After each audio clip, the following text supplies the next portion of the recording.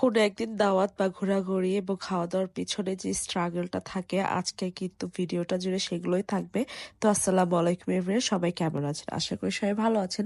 আজকে অনেকদিন পর একটা ভ্লগ নিয়ে চলে আসলাম। তো এই দিন আমাদের একটা আকিকার দাওয়াত ছিল আর কি, সেই জন্য আমরা বাসার সবাই সাজছিলাম। মেনলি আমার ননদদেরকে আমি সাজিয়ে দিচ্ছিলাম। আপনারা সবাই কম বেশি জানেন আমার কিন্তু অনেকগুলো ননদ, প্রায় 3জন হবে, এর বাইরেও অনেকে আছে, আপনারা তাদেরকে দেখাই না আর কি। অনেকে অনেক জায়গায় থাকে, চিটাগং থাকে, ঢাকা অনেক জায়গায় থাকে। তো যখন বড় কোনো অনুষ্ঠান হয় তখন আমরা আর কি একত্র হই। তো ইনশাল্লাহ সামনে অনেক ভিডিও আসবে, আমরা অনেক বড় একটা আয়োজন করব, সেখানে আমরা অবশ্যই থাকবো।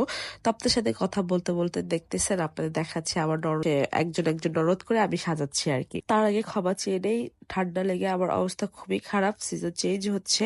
আমার ছেলের চোখ ওঠা এবং ঠান্ডা সবকিছু একত্রে মিলিয়ে তারপর আমার আর কি ঠান্ডাটা লেগেছে। তবে একটা একটা করে দেখাচ্ছিলাম কি কি দিয়ে আমি সাজছিলাম আর কি, সাজাচ্ছিলাম ওদেরকে। সবসময় ওদেরকে সাজিয়ে তারপর আবার সাজতে হয় শ্বশুর বাড়িতে।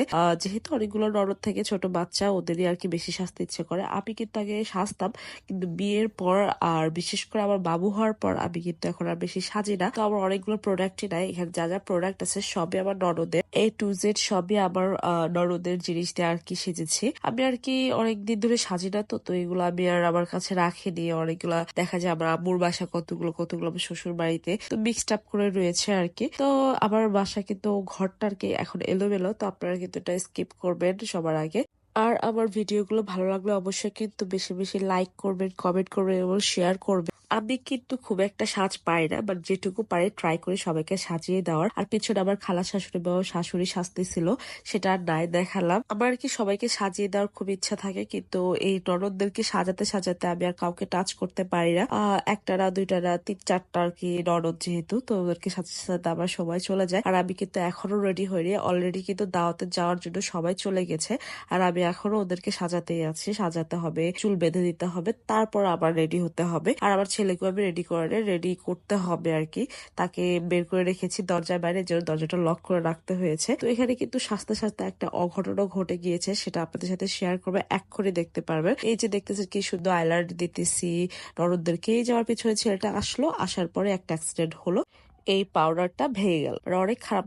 এর মাঝখানে আবার কারেন্টটা চলে গিয়েছে, এই যে দেখেন আমি কিন্তু ফ্ল্যাশ লাইট দিয়ে দেখাচ্ছিলাম, তো কারেন্ট চলে আসে এর মাঝখানে। তো আমাদের হেল্পিং হ্যান্ডকেও আমি সাজিয়ে দেই, ও আমার ননদের মতোই অবশ্য, ওকে আমি কখনো এই চোখে দেখিই না। তো তারপর ওকে সাজাতে সাজাতে আমি দেখছি আমার শাশুড়ি অনেক সুন্দর করে শাড়ি পরছিল, উনি শাড়ি পরতে খুবই পছন্দ করে। এটা যেহেতু আমার শ্বশুর বাড়ির দিকে আয়োজন ছিল, তো এখানে উনি শাড়ি পরবে, তো আমরা কেউ শাড়ি পরিনি, যেহেতু একটু মুরব্বী ছিল তার জন্য উনি শাড়ি পরেছে। তো এখানে সবাইকে এক এক করে সাজানোর পর আমি ড্রেসটা পরে ওদেরকে চুল বেঁধে দিলাম।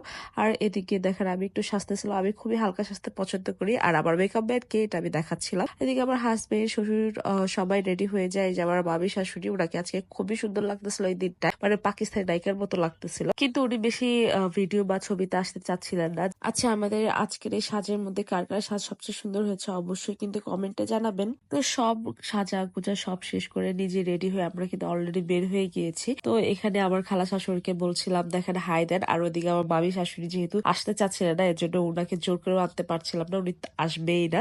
তো যাই হোক আমরা কিন্তু চুপ চুপ করে ওনার ভিডিও নিয়েছি, আপনারা দেখতে পারবেন। এই যে আমার ছেলেকে দেখাচ্ছিলাম, হাজবেন্ডকে দেখাচ্ছিলাম, সবাই আর কি দেখাচ্ছিলাম কে কে ছিল। তো এখানে অনেকেই ছিল, আমি অনেককে চিনতাম অনেকে চিনতাম না। আসলে অনেক দাওয়াতে থাকে কিন্তু আমার অ্যাটেন্ড করা হয় না, অনেক সময় ভার্সিটি পড়ে, অনেক সময় আমি টাঙ্গাইল চলে যায়, আমার অনেক সময় অ্যাটেন্ড করা হয়ে ওঠে না। তো এবার প্ল্যান করেছি যে অ্যাটেন্ড করবোই, এজন্য আর কি অনেকদিন থাকা হয়েছিল এখানে। তো এখানে আমরা ছবি তুলতে তুলতে কিন্তু আমাদের খাবারটাও চলে আসে, আর আমাদের এই দাওয়াতটা ছিল কিন্তু 11:30 গ্যালারিতে। আর যার আকিকা আর কি, এই যে ওনাকে দেখতে পাচ্ছেন, উনার নাতির আকিকা ছিল আর কি, যার জন্য এত সাজগোজ এত যুদ্ধ।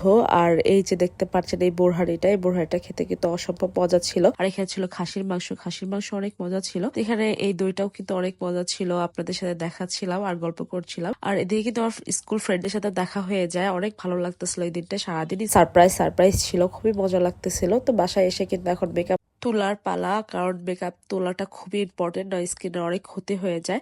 তো এই দিনটা কিন্তু একটা জিনিস খেয়াল করেছেন, ছেলে আর বাবা মানে আমার হাজবেন্ড আর আমার ছেলে কিন্তু আর কি ম্যাচিং ম্যাচিং করে ড্রেস পরেছিল, বাট আমি ম্যাচিং করি নাই, আমার সাথে ওরা ম্যাচিং করে নাই। তো কি করার, আমি সেই দুঃখ কষ্টে মেকআপ তুলছিলাম আর কাঁদছিলাম। আর আপনাদের সাথে এই পর্যন্ত আজকে ভিডিওটা।